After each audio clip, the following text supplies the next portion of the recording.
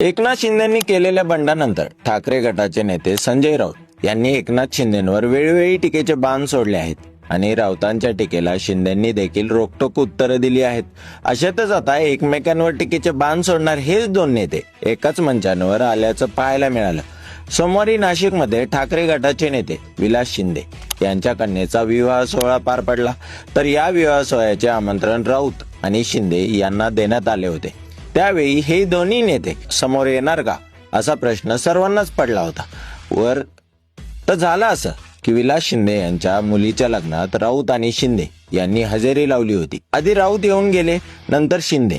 पण जरी हे नेते समोरासमोर आले नसले तरी शिंदेंनी मात्र आपल्या भाषणात टोलेबाजी करायची संधी काही सोडली नाही. विलास आमचा जुना कार्यकर्ता असून बाळासाहेबांचा विचार पुढे घेऊन जाणारा कार्यकर्ता असल्याने आपण इथे आहोत, तसेच कुठे जाणार, शेवटी शिंदे हे शिंदेंकडेच जाणार असे म्हणत एकनाथ शिंदेंनी विलास शिंदेंवर सूचक विधान केले.